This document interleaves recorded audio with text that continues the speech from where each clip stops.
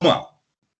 O primeiro bloco de hoje, nós direcionamos aqui para fazer um retorno, né? Um review histórico da tecnologia, comentamos sobre alguns pontos. Ainda falta somente terminar a terceira e a quarta geração, que é a que nós estamos vivendo no momento. Atualmente, estamos na continuidade da quarta geração, né? Da tecnologia e dos dispositivos computacionais. Vou finalizar esta apresentação e é algo que eu costumo, já combinei com o Marcelo antes do horário da aula aqui, né? E é algo que a gente vem fazendo ao longo desse período remoto, né? E quando estamos também presencial, como a aula é sequencial, nós temos 5 aulas na noite, e por mais que a gente tente estimular, né, essa troca de ideias, esse diálogo, que eu sempre digo, eu estimulo a aula dialogada, que é uma maneira de trazer vocês para interagirem conosco. E, na medida do possível, a gente procura também alternar a dinâmica, né? Propor algo para que o protagonismo passe para vocês. Então, mediante aquilo que nós já apresentamos no primeiro bloco, vou concluir o assunto com vocês aqui no segundo, e a gente vai propor alguma linha de pesquisa para vocês pesquisarem a respeito de alguns personagens, né, que eu citei alguns nomes aqui, e outros eu vou colocar para vocês pesquisarem sobre a sua contribuição no contexto tecnológico. Alguns nomes que nós vamos colocar aqui, e aí a gente direciona este final do segundo bloco para que vocês possam fazer esta pesquisa, e aí já entra como uma primeira tarefa para vocês fazerem. E desta forma a gente alterna a dinâmica, né, para que não fique 5 aulas apenas expondo, né, de exposição. Tudo bem? Perfeito? Então tá joia. Deixa eu compartilhar minha tela novamente, concluir a apresentação iniciada no primeiro bloco.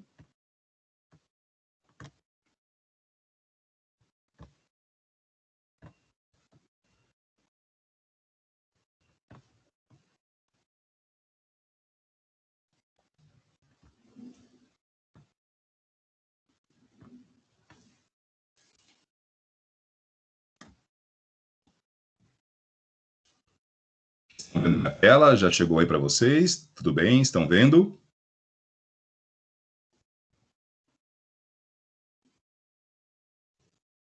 Estão vendo minha tela? Dê um retorno só para eu saber se estão vendo, para que eu possa dar sequência aqui. Está vendo sim, professor. Beleza, valeu, obrigado.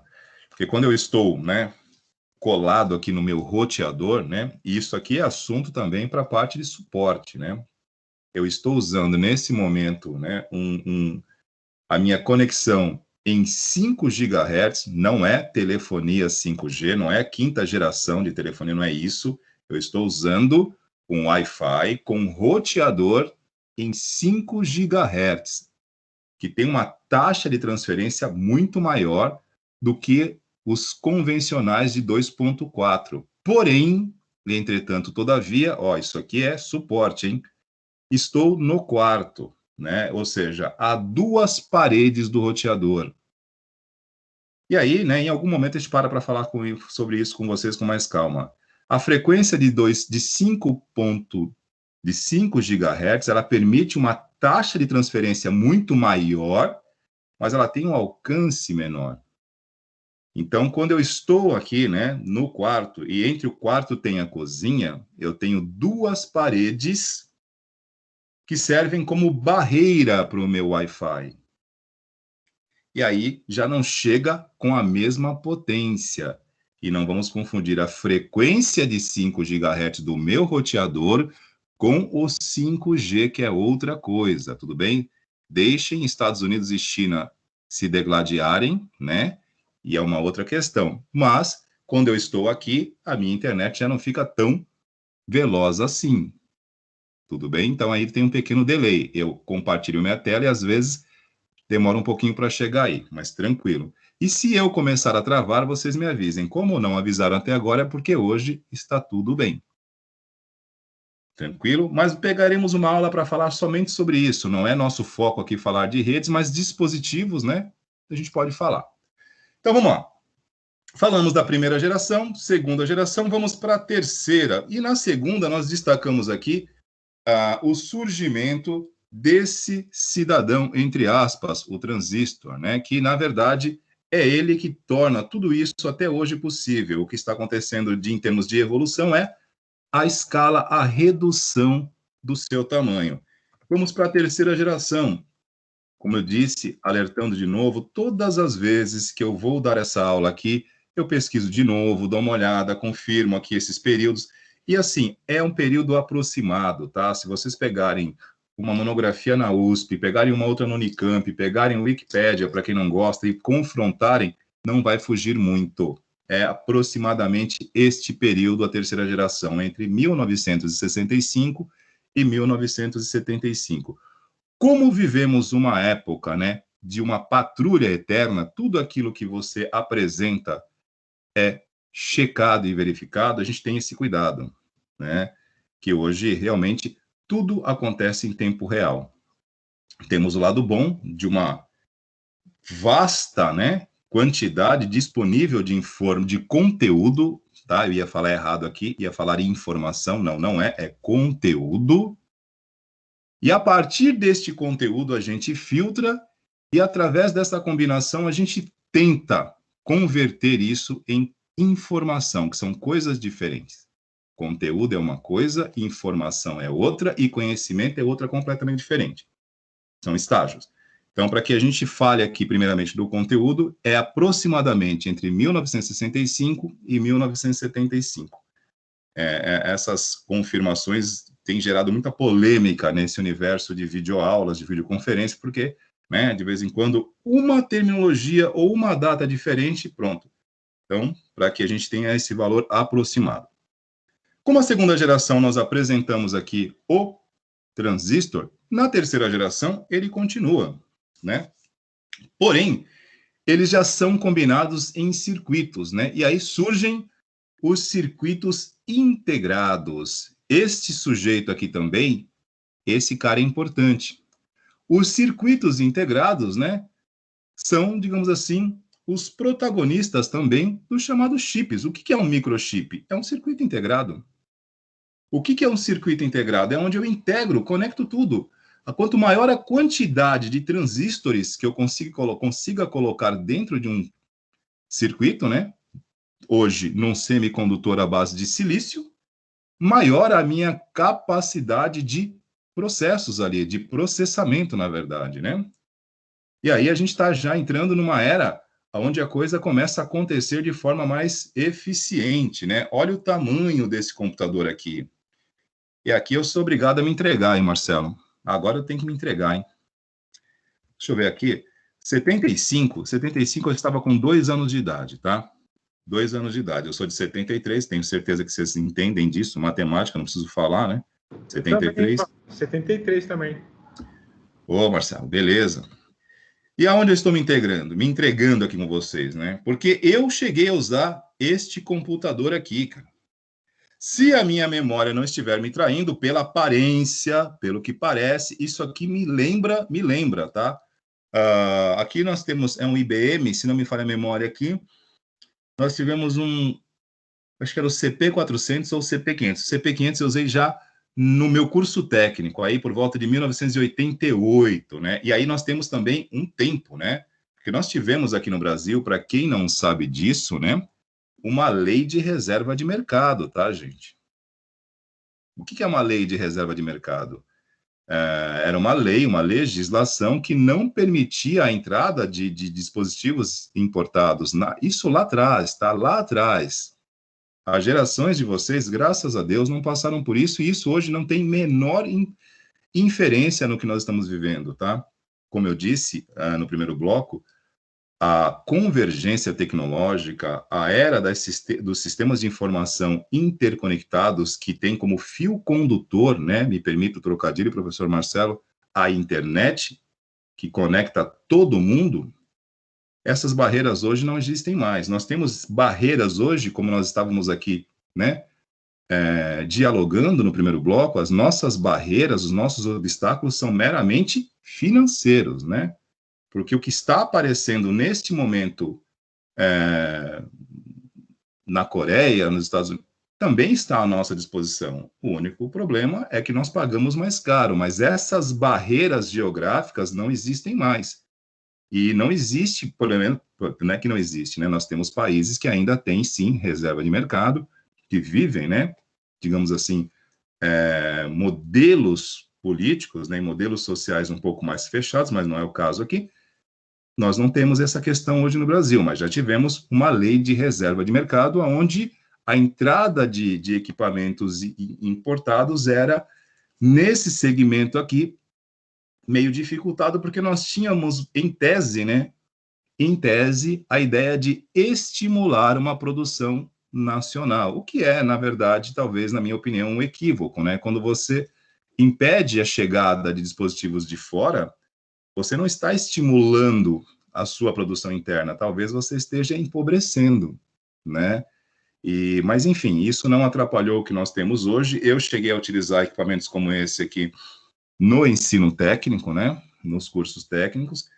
Era uma tela desta forma aqui, né? Geralmente nós tínhamos, pelo menos nos laboratórios que eu usava, tinham dois tipos de equipamento, com essa tela com a coloração verde e tinha uma a âmbar, né? Laranja.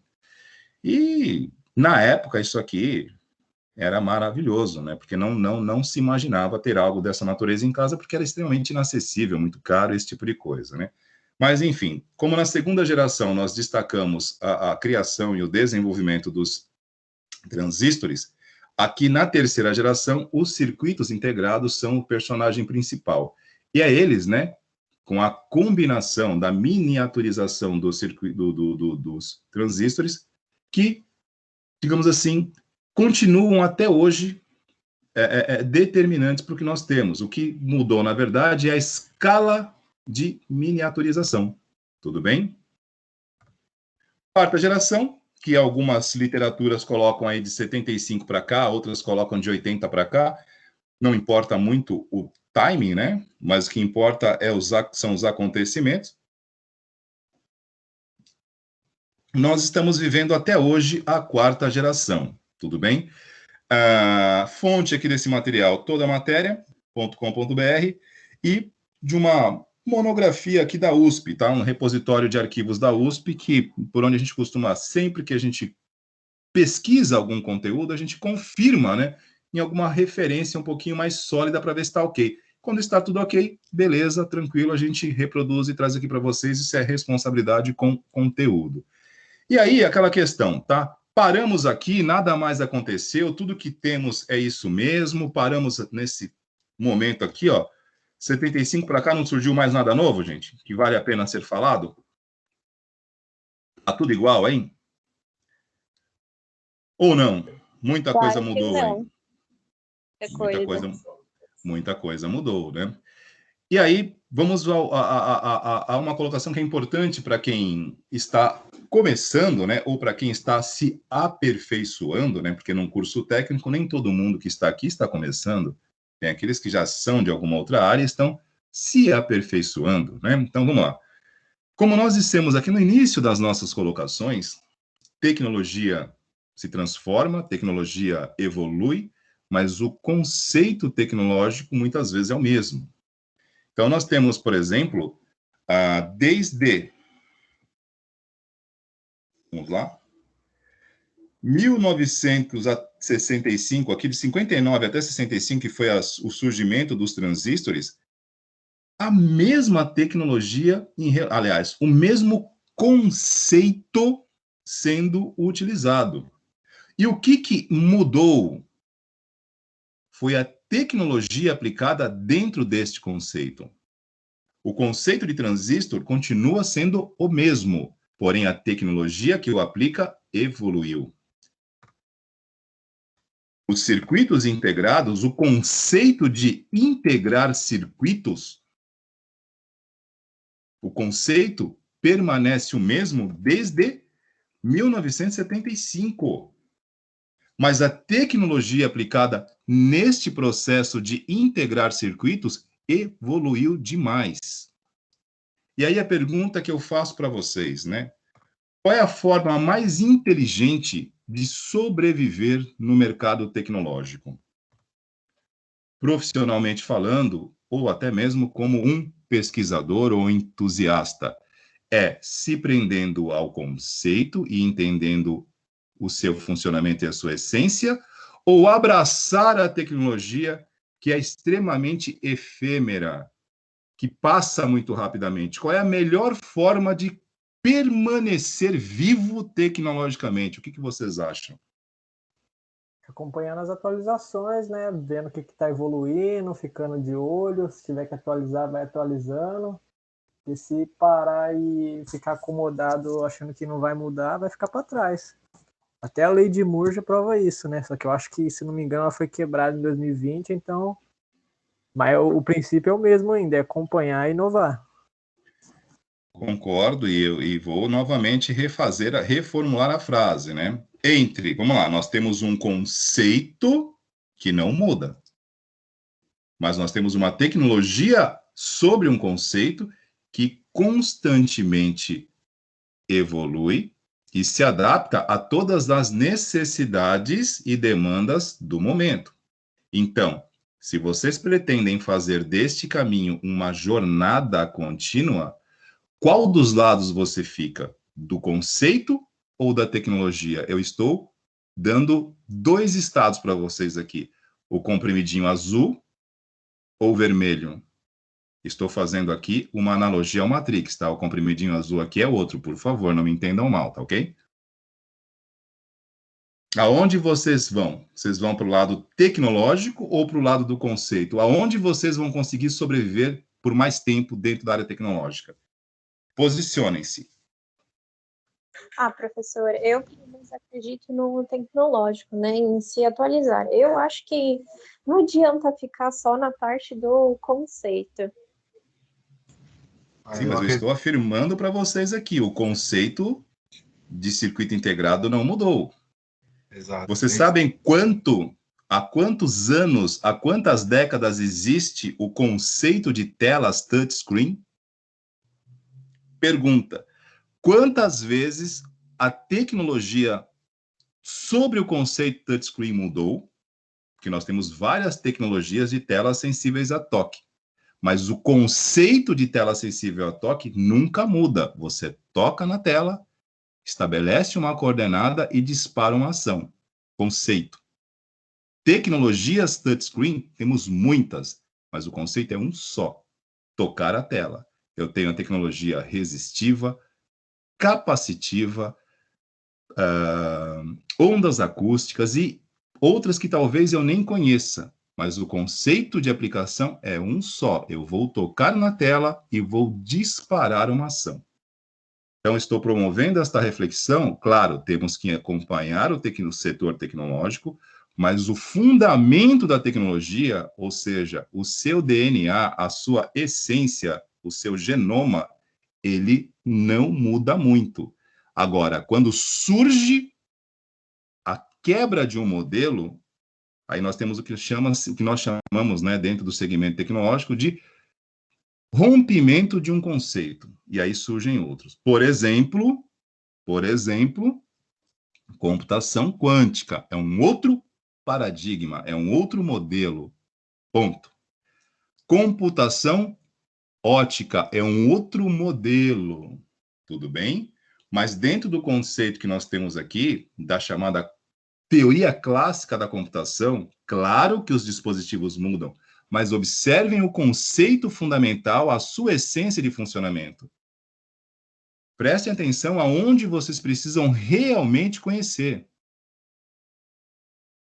Não é apenas uma questão de apertar botões. Tomem cuidado com isso.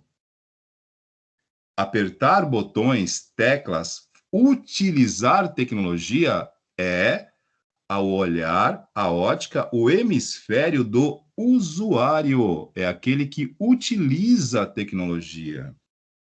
Nós estamos com um olhar diferente. Nós estamos vendo a tecnologia através dos bastidores. Nós não somos atores, nós somos os roteiristas. Nós somos aqueles que vão desenvolver soluções tecnológicas para outros usarem. O nosso olhar é outro. Eu não posso me prender apenas aos dispositivos, mas sim à sua essência de funcionamento. Porque eu vou desenvolver essa tecnologia e a minha base de fundamento tem que me manter vivo para as outras que vão surgir, porque eu sou um desenvolvedor. eu não me prendo a uma única tecnologia, senão ela passa e eu vou junto. Porque não somos usuários, somos desenvolvedores, temos que tomar esse cuidado, o nosso olhar muda. Repito, não somos atores desse roteiro, nós somos os roteiristas, aliás, nós não protagonizamos o roteiro, nós escrevemos, desenvolvemos tecnologia. Por isso, e aí, essa é uma conversa que eu tenho sempre nos bastidores com o professor Marcelo. Por isso que os índices de evasão dos cursos de tecnologia são tão altos, porque eles alimentam uma expectativa, muitas vezes, contrária à sua essência. Porque eu vou até um curso de tecnologia motivado pelo fato de gostar de usar tecnologia, o que não tem absolutamente nada a ver com desenvolver tecnologia. Haja visto, por exemplo, cursos de desenvolvimento de games. Esse é o maior gerador de sonhos e frustrações. Porque os entusiastas por prática de games que adentram num curso de tecnologia de desenvolvimento de games vão programar, vocês não vão jogar, pô. E eu me assusto um pouco quando eu vejo alguns colegas gestores, posso falar assim, que acreditam que vão sanar essa questão da evasão criando um curso de games. Cara, desenvolver games não é jogar, é trabalhar pra caramba, é programar o tempo todo, e programar em alto grau de complexidade. Porque você não vai simplesmente criar um joguinho de dama ou de dominó. Ninguém joga isso. Reparem que são coisas diferentes. Usar tecnologia é uma coisa, estudar e prover é outra. Mas são reflexões que eu proponho. A gente toca a música e convida vocês para dançarem. Tudo bem? Quarta geração permanece até hoje. E aí nós temos uma vastidão, né? Posso dizer assim, um universo à parte, porque a tecnologia é solo extremamente fértil, né? Aqui, se plantando, tudo dá, né? Frase da nossa colonização épica, né?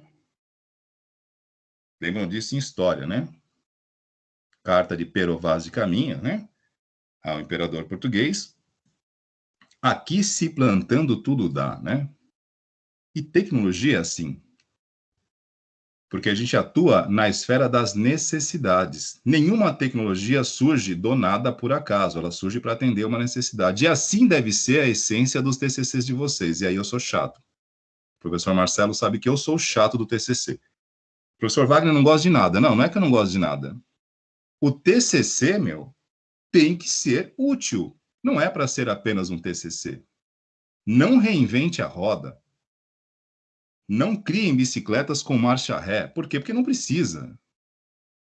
TCC só é útil quando ele é necessário de fato. Não dá para ser bom e terminar o TCC e ninguém lembra. A gente bate palma porque é obrigado, né? Respeito. Tem familiares ali, todo mundo presente. Mas eu levo muito a sério o TCC. Eu acho que o TCC não é apenas o cumprimento, né, de uma palavra que está na moda, protocolo. Não. TCC é propósito. Lembrem disso quando nós vamos falar, quando vocês forem, né, começar a desenvolver o TCC. E se acharem pertinente, avisa o Marcelo para me convidar para as bancas. Eu vou com o maior prazer. Na boa. Sempre, Wagner. Opa! Você tem cadeira cativa lá, pô. Tranquilo. Obrigado, Marcelo. Obrigado. Às vezes a galera acha que eu sou um pouco chato com essa parte do TCC, mas não é. Eu acho que toda solução precisa realmente ser útil, senão ela não soluciona, ela só ocupa espaço. Mas vamos lá. Bom, quarta geração, como eu falei, até os dias atuais. Vou abrir com vocês aqui uma outra página aqui rapidinho para falar de alguns personagens importantes.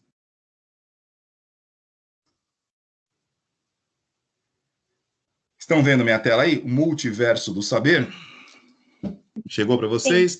Beleza. Bom, esse site aqui, pessoal, é um site aqui do Google, né? Eu não publiquei esse site, eu não paguei o registro do domínio, é um site próprio meu. que eu uso para as minhas aulas, tá? E eu vou alimentando ele aqui, acolá, na medida do possível, né? Atualizando. E aqui eu tenho as minhas aulas de segurança da informação, projeto para web, sistemas operacionais, design, que nesse momento eu não estou com design, hardware, que é o nosso componente aqui, inteligência artificial, que isso aqui era da minha época da FATEC, nesse momento eu não estou com isso, e suporte sistemas de informação. Vamos lá. Dentro dessa parte aqui de segurança da informação, tem alguns tópicos que são muito interligados à parte histórica da evolução tecnológica aqui da parte de dispositivos. E aí, eu vou abrir aqui só para... Não para falar de segurança, que não é o nosso foco agora, mas para falar de alguns personagens importantes aqui. Deixa eu ver se eu os localizo aqui nesse momento. Se eu não abrir a página errada. A parte aqui de criptografia, vamos lá, deixa eu descer um pouquinho mais, que tem alguns personagens aqui que são importantes. Alan Turing. Blaise Pascal, nós já falamos sobre ele aqui, né? Já foi citado Pascal. Mas não falamos nem de Alan Turing. Deixa eu descer um pouquinho. Aqui estão eles. Tá? Aqui estão eles. Deixa eu... Estou sem o mouse aqui, estou com o notebook. Bom, ao falarmos aqui de segurança da informação, a gente começa lá atrás, né? Em análise de criptografia, em criptoanálise. Não vamos falar sobre isso aqui, tranquilo, né? E aqui, ó, nós temos alguns períodos da história. Por exemplo, Primeira Guerra Mundial, Segunda Guerra Mundial, e eu vou citar aqui, vou parar a Primeira Guerra Mundial, não vou nem citar, porque eu acho que o caso aqui em questão, o Edgar Allan Poe, ele tem uma contribuição, mas não é tão grande assim para a área de hardware, é mais para a parte de criptoanálise, né? Mas esses dois personagens aqui embaixo, ó, Arthur Scherbius, né, que é um engenheiro alemão, que eu não coloquei isso aqui na nossa parte de componentes, né, de mecânicos, né, digamos assim, dotados de alguma lógica aritmética, que eu queria deixar isso aqui à parte. Tamanho, a importância que eu atribuo a esse personagem, que ele é pouco citado. Tudo bem? Porém, cabe a cada um de nós, quando a gente tem curiosidade, pesquisar um pouquinho. Esse engenheiro alemão, né, chamado Arthur Scherbius, né, ele inventou uma máquina que praticamente deu toda boa parte, né, do poderio, né, digamos assim, da força, né, do exército alemão durante a Segunda Guerra, né, comandado por Hitler, né, se deu por conta deste cidadão aqui, Arthur Scherbius, né. Ele criou uma máquina chamada Enigma, que é esta máquina aqui, que tem até um vídeo aqui que eu vou compartilhar o link com vocês. O que fazia a máquina Enigma? Ela simplesmente codificava mensagens. E codificava de tal forma que os alemães e seus aliados não precisavam se preocupar com nenhum tipo de interceptação das suas mensagens.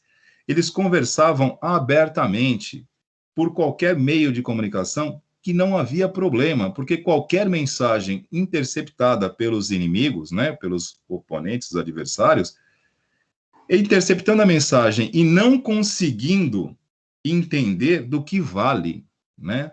E isso trouxe para o exército alemão e para Hitler tamanha vantagem que simplesmente ele estava devastando toda a Europa, né? Porque ele tinha um poder de organização, claro, né, gente? Não estou aqui fazendo elogios, não é isso, mas retratando a história, né?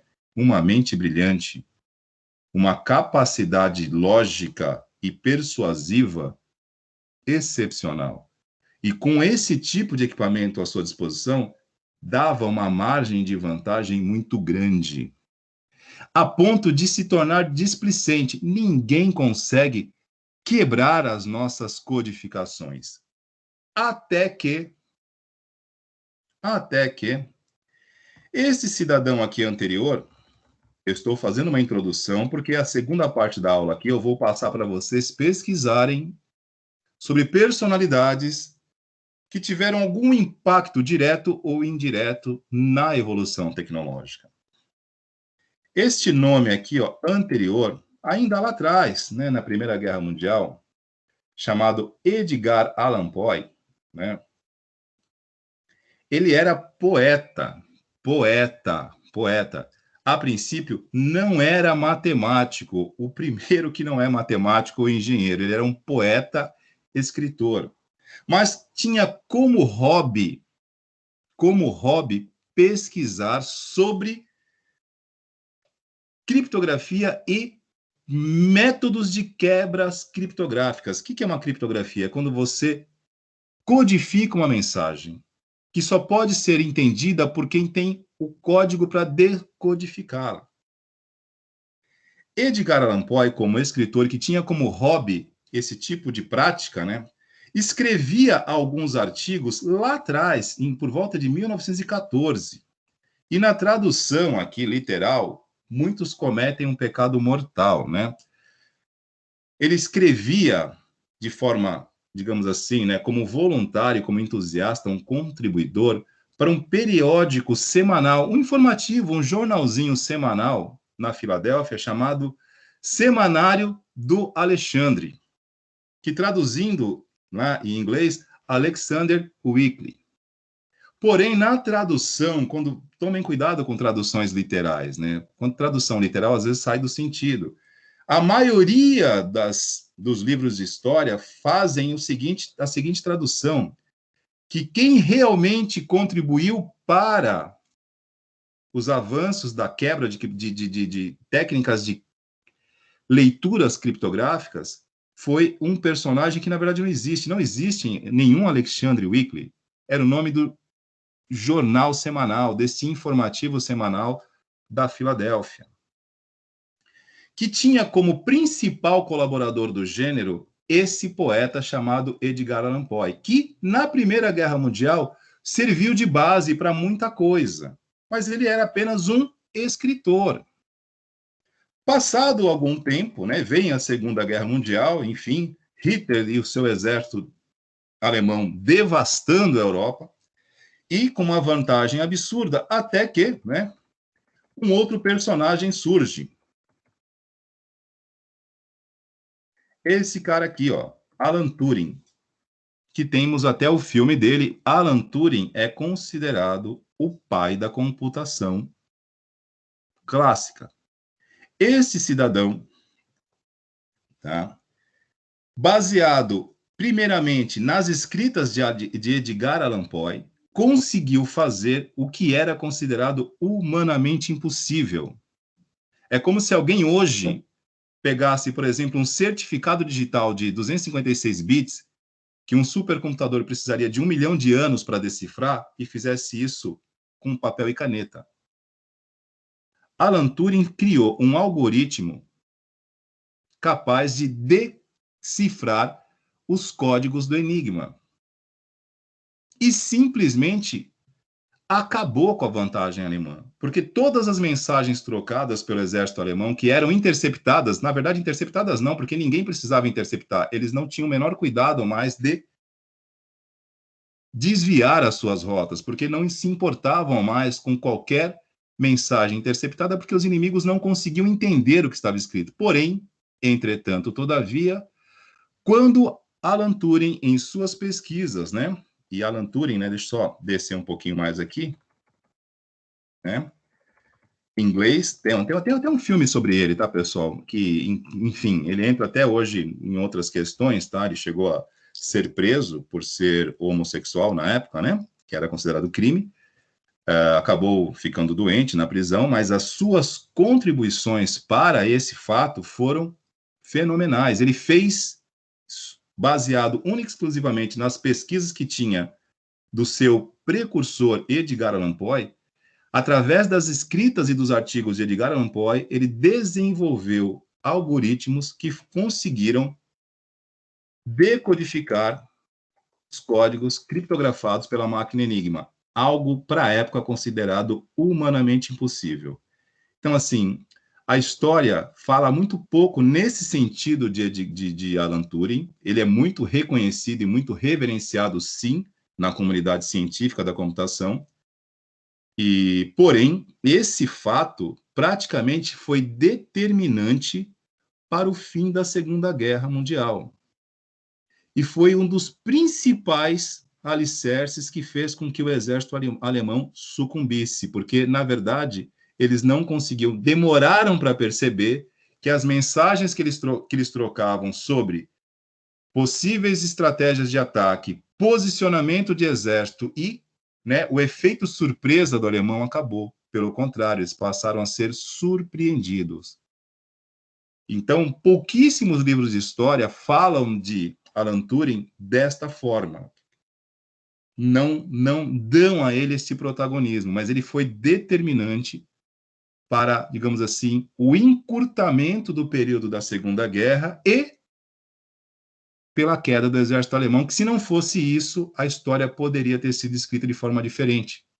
Porque vale lembrar também que a Alemanha, nesta época da Segunda Guerra, e para quem critica a IBM, né, que a IBM, a subsidiária alemã da IBM, ela auxiliou o exército alemão a localizar judeus durante a Segunda Guerra, e as pessoas, muitas vezes por falta de conhecimento, né, que hoje é base por pesquisa no Google, com uma linha de leitura, tem uma opinião formada sobre um assunto que ela nunca ouviu. E aí saem criticando a IBM. Que opção tinha a IBM dentro do território alemão,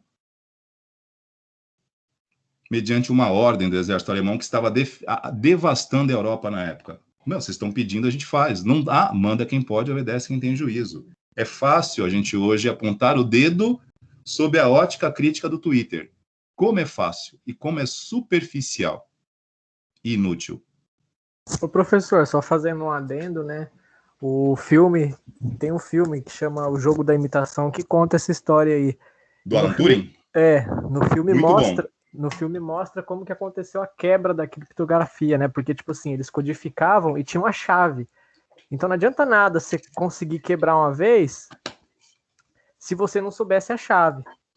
Aí, tipo, aconteceu que numa conversa de bar lá, o Alan Turing reparou que tinha um padrão na conversa, né? Tipo, tinha um soldado lá alemão que sempre mandava uma mensagem para a esposa e era sempre do mesmo jeito, começando. Então ele falou, bom, se esses caracteres aqui são fixos, dá para começar a ir deduzindo um monte de coisa a partir deles, né? Exatamente. Aí levou aquela história que você falou do fator surpresa. Eles não anunciaram que eles sabiam. Inclusive, eles até tinham que deixar muita coisa acontecer, como, por exemplo, navio ser afundado. Enfim, tinha que deixar acontecer.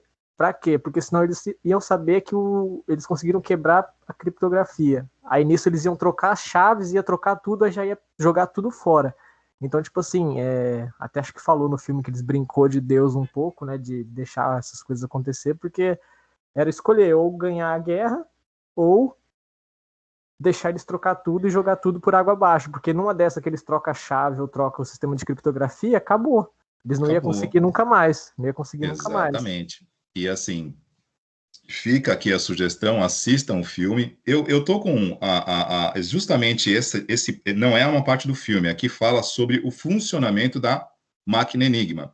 Porém, se eu reproduzir aqui, eu acho que vai ter um delay muito grande para vocês aí. Eu vou compartilhar apenas o link para que vocês possam ver, e depois, quando eu liberá-los para fazer a pesquisa, assistam, é curtinho aqui, acho que em 15 minutinhos, e explica o funcionamento da máquina Enigma. E assim, bem por cima, tá? Bem superficial. Quem já viu, né? Quem já usou aqueles cadeados de bicicleta, que você tem aqueles rotores que você gira e vai criando combinações, a máquina Enigma é basicamente isso, só que com várias camadas. Então eu vou fornecer o link para vocês aqui, depois vocês assistam. Quando nós estamos, né, digamos assim, numa aula presencial, a gente exibe isso na aula. Porém, aqui, compartilhando tela com vocês, vai ter um delay e não vai ficar legal. Então, eu forneço o link e vocês assistam depois aqui. É curtinho.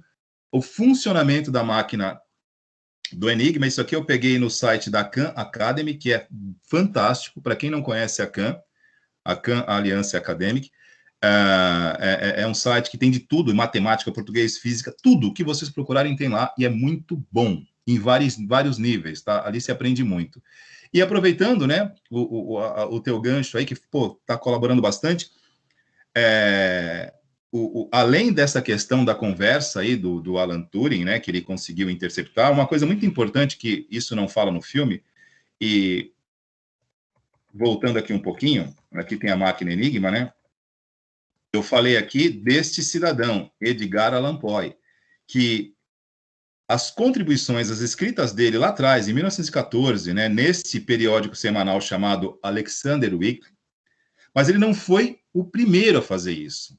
Tem uma técnica utilizada por ele, que não foi criada por ele, chamada análise de frequência. O que é análise de frequência? É justamente isso que Alan Turing pescou na conversa. A análise de frequência, vamos lá, vamos fazer uma brincadeira bem boba aqui. Todo mundo aqui já brincou de forca, correto? Como é que é a brincadeira de forca? Você escreve uma palavra oculta e as pessoas têm que adivinhar os caracteres, as letras. Vamos lá, não precisamos ser formado em letra pela USP. Qual é a vogal que mais se repete em português? A. Exatamente. Isso é análise de frequência. Mediante um idioma, quando um caractere, mesmo codificado, começa a se repetir com muita frequência, você sabe que ali tem uma letra, um caractere, naquele idioma que representa a maior incidência desse caractere. Chama-se análise de frequência de um caractere. E isso não foi nem Alan Turing que criou e nem Edgar Allan Poe. O primeiro a fazer isso, deixa eu ver se eu tenho registrado aqui das minhas aulas de segurança. Aqui, ó, em criptoanálise, um matemático árabe chamado Ibrahim Al-Qadi foi o primeiro a criar a técnica de análise de frequência, tá? Em 800, no ano 800. Porque os hebreus, antes de Cristo, já utilizavam códigos secretos para conversar e manter em sigilo informações da sua cultura. Este matemático árabe também, com a criação dessa técnica de análise de frequência, que para nós hoje parece uma bobagem, né? Estamos aqui falando de forca. Olha que exemplo tolinho que eu dei. Tolinho. Análise de frequência, ou seja, quanto um caractere se repete numa mensagem, numa frase, eu sei que letra, por exemplo, em português, se repetir muito, eu sei que é A. E aí você começa a ter uma capacidade dedutiva que diminui o intervalo de testes que você precisa fazer. E detalhe, tá, gente? Isso aqui vale para uma cifra, também para uma criptografia de 256 bits. Porém, entretanto, você precisaria de 1 milhão de anos testando para conseguir com um supercomputador.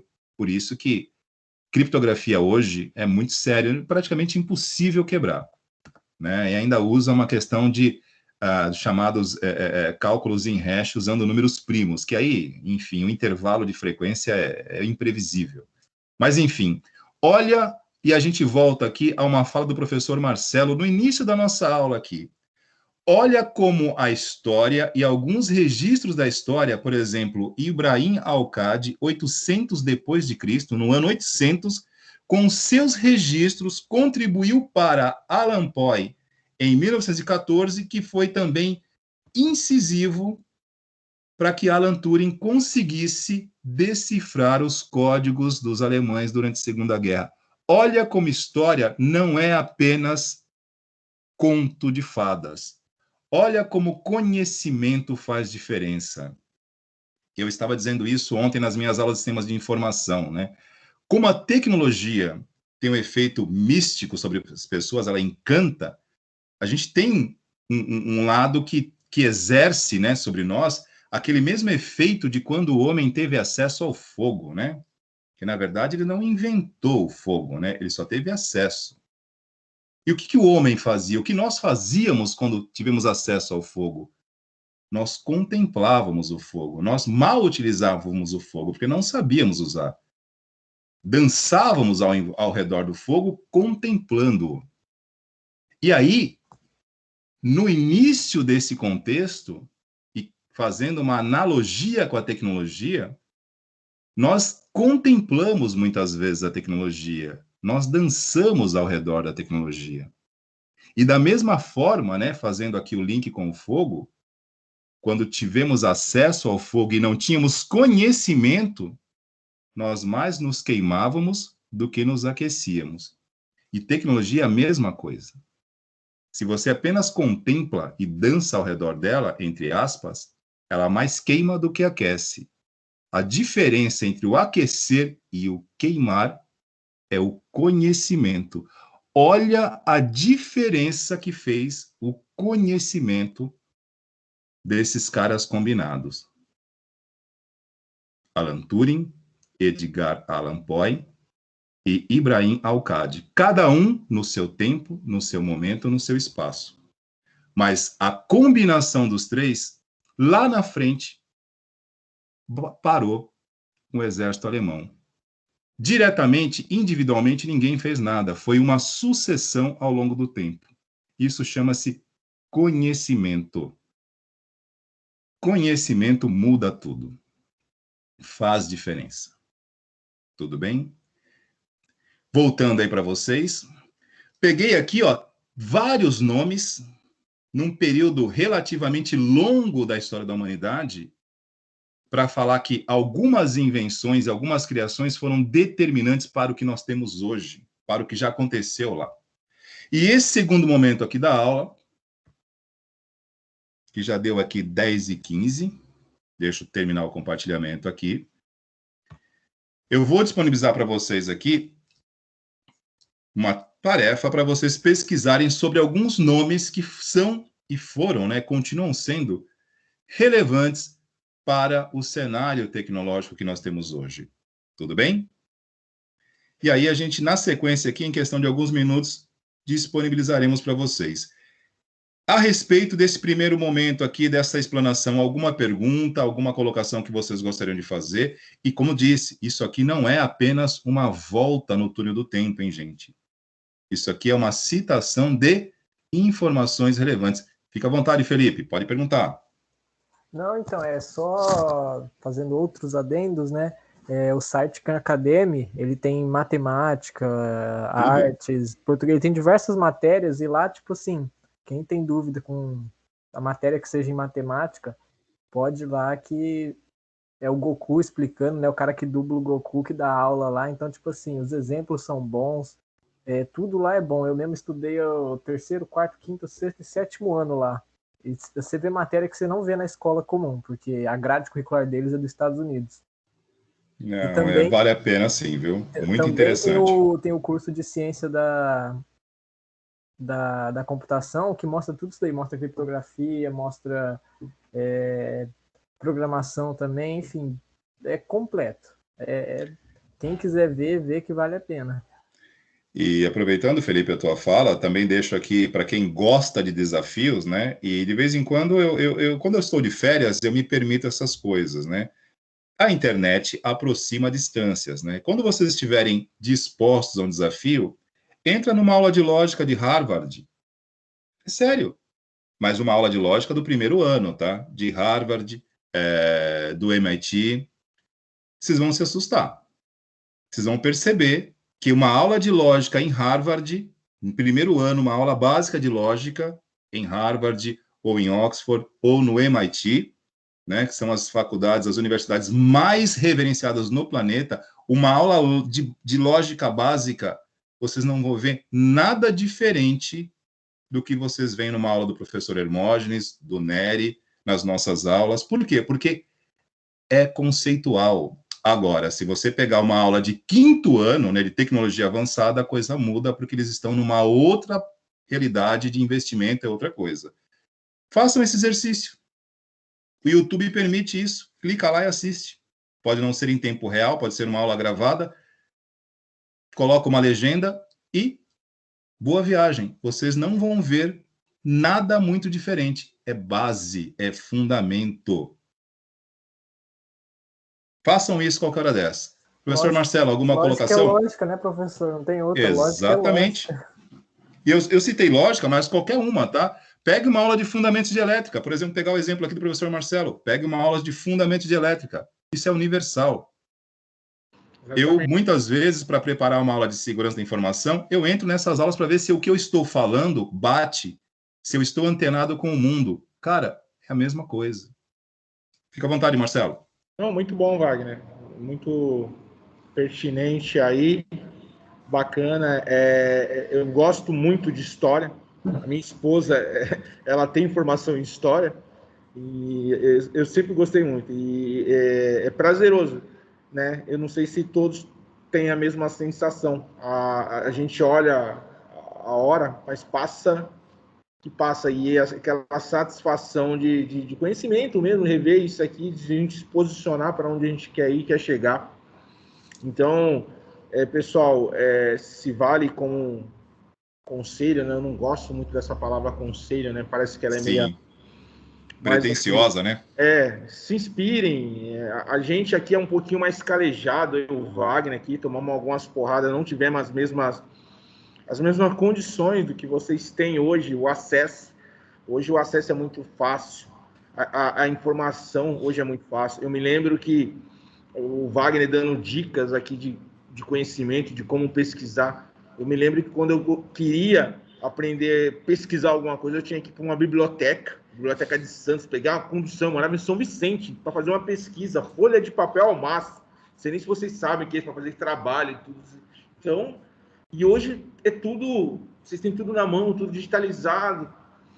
Então, gente, se inspire, assim, vocês têm tudo na mão, aproveitem as oportunidades aí, porque mais lá na frente, eu olhar para trás, né, e ver que não aproveitamos as oportunidades, deixamos passar, dói um pouquinho, viu? Dói um pouquinho. Então, se serve, esquece, entre aspas, né, esquece o conselho, mas se inspirem. Perfeito, Marcelo, concordo com você em gênero, número, grau e reconheço firma, se preciso for. Pessoal, alguma pergunta? Se tiverem alguma pergunta, a gente está à disposição. Se não, a gente já vai disponibilizar para vocês aqui a nossa primeira tarefa aqui dentro do nosso, da nossa disciplina, tá? Tanto para quem está on e para quem está presencial, né? Estamos à disposição aqui. Qualquer pergunta, qualquer esclarecimento sobre as explanações da noite, estamos à disposição. Beleza? Bom, professor Marcelo, sendo assim, da minha parte aqui, eu dou por encerrado as nossas apresentações. Na sequência, disponibilizo aqui essa tarefa para a turma e permanecemos à disposição aqui via chat até às 23 horas, né, Marcelo? Não acabou a aula, né? Está mutado, Marcelo. Está com o áudio desligado aí. Isso. Estão todos aqui. Isso mesmo, Wagner. Estamos acompanhando aqui. Precisando de qualquer coisa, é só chamar o Chames que a gente está... Perfeito. Então tá bom. Ó, vou parando aqui a gravação, tá ok? Pessoal, mais uma vez agradecendo vocês pela atenção, tudo bem? A gente sabe que 5 aulas às vezes dispersa um pouquinho, mas a galera está conosco aqui desde as 19 horas, tá? Estamos com mais 22 aqui nos acompanhando, então é um número relativamente significativo. Então a gente agradece pela atenção de vocês, tá ok? E contamos com isso até o final do semestre, hein? Por favor, não nos abandone. Parando aqui a gravação, encerrando a reunião,